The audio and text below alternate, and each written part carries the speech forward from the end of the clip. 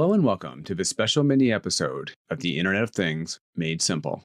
I'm Larry Bohumor.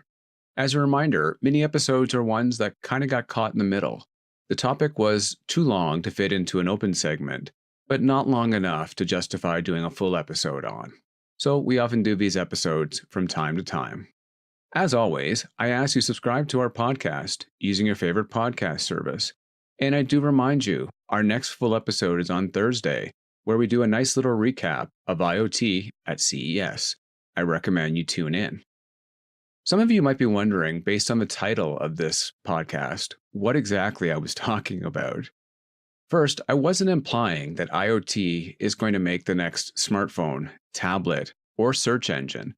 What I was talking about is how IoT is going to enable solutions and create billion-dollar companies like the products from these two companies have.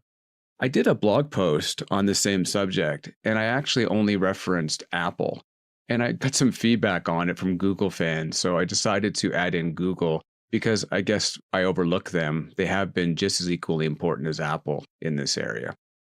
So to start, these are not the only two companies that have ever helped create other technology companies. Samsung and Facebook have obviously had a huge influence. But it does seem that these two are the strongest enablers of technology over the last decade. And here's what I mean by that. If you take their devices, so iPhone and iOS devices like iPad, as well as all the Android devices, there were definitely smartphones and tablets before and since, but these two seem to have attracted so many new developers to their platform, and this has helped create many billion-dollar plus application companies like Uber, Yelp, even Airbnb, Snapchat. Before the iPhone came out, most of the smartphones were very business dominated by companies like BlackBerry. They did have an ecosystem, but it was more focused for the security and applications that business needed, not so much for the consumer side. So that was definitely an underserved market. In order to be a great enabler of technology, I believe there's two important ingredients you have to have in your platform. The first is that people need to be able to use your product quite easily.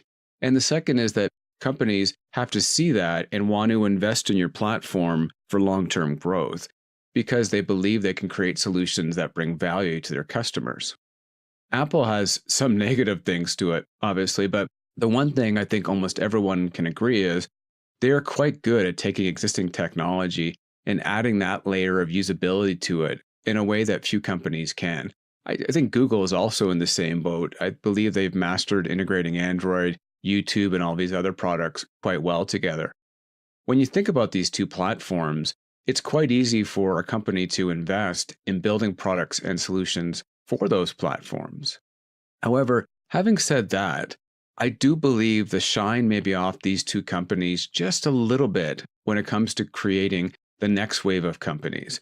Don't get me wrong, they're not going out of business anytime soon. But after a while, even the greatest companies kind of run out of ideas. Their sheer size as well, they're both close to $1 trillion market cap, makes it very difficult to move the needle with ideas. So you kind of have to take bigger swings for the fences.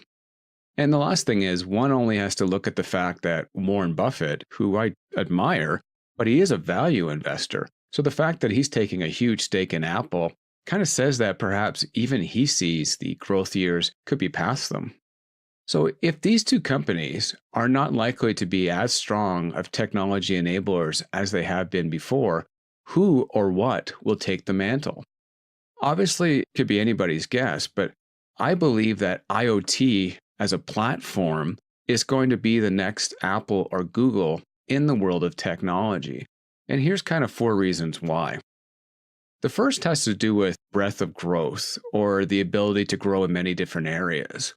Apple and Google's product were great that way, and they're still going to be great in the future because they had a strong appeal to both the consumer and the corporate market.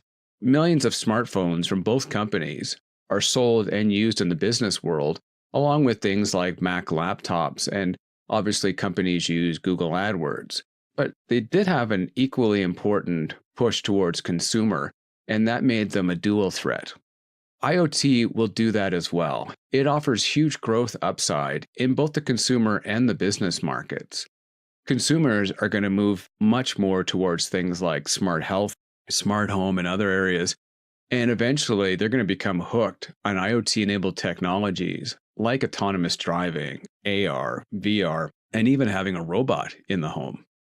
On the other side, businesses are going to use IoT solutions as they already are now, but they're going to use them even more to improve productivity, increase their margins, offer better service levels to their customers, and to make better products and more. So if you look at the ability to affect multiple markets, very few enablers can do it like IoT. The second has to do with the level of importance that it can bring. I've heard people talking about investing, and one of the ways they've recommended investing is to invest in companies that have the chance to change people's lives.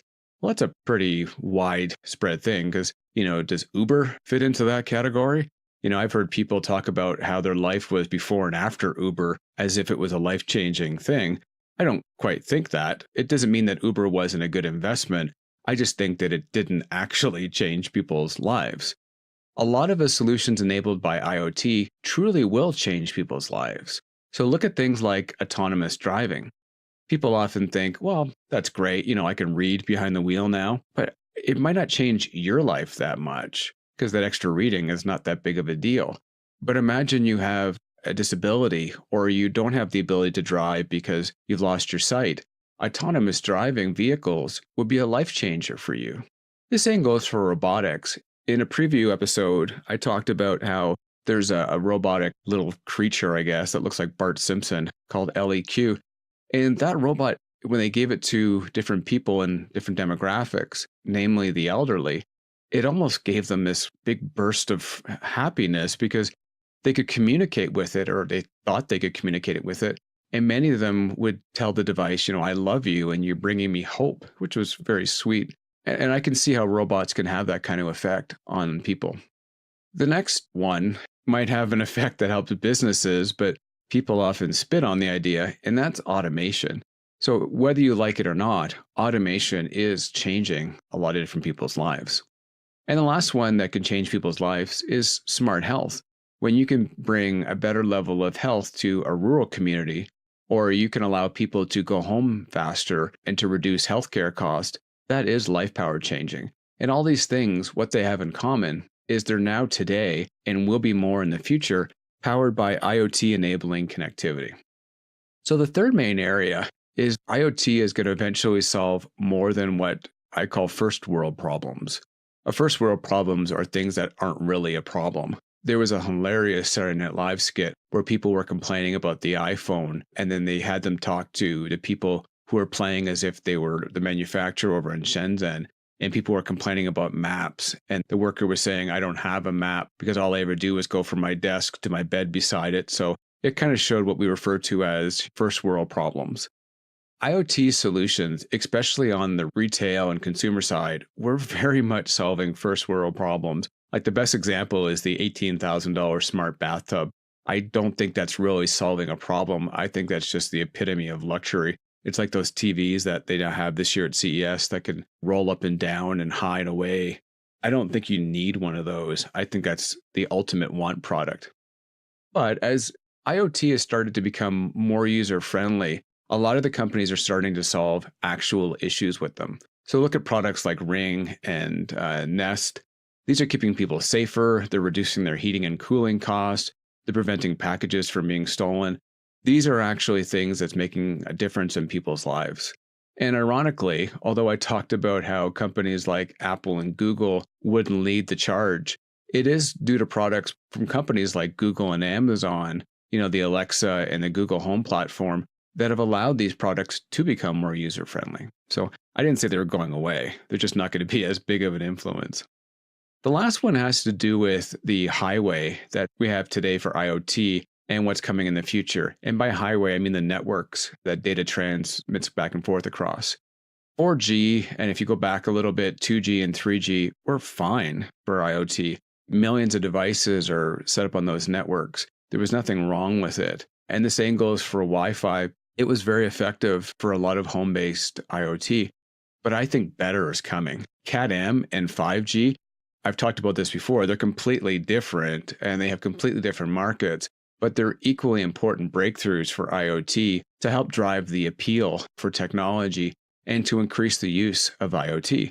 So, not to go over it too many more times because I talked about CAD-M, it's going to reduce the cost and the complexity of IoT, meaning that people aren't going to have to set up devices. They're going to work right out of the box. It's going to increase the business case and ROI for adding cellular connectivity to just about anything.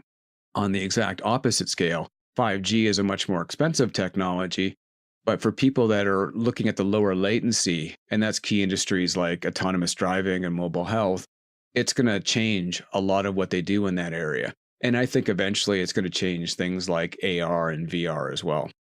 So to recap, again, before I get yelled at by people, Apple, Google are not going away. They're still going to be dominant companies 5, 10, 15 years from now.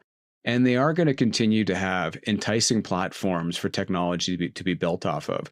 I just think that IoT offers so many more growth possibilities for both investors and for companies that are starting up in the world of technology over the next decade. I think it's going to replace those two companies as being the dominant technology enabler. As always, I like to create a little bit of trouble, and I love to hear what you think. Feel free to reach out to me on Facebook or LinkedIn or any other way you can get a hold of me. And I thank you for listening. Take care.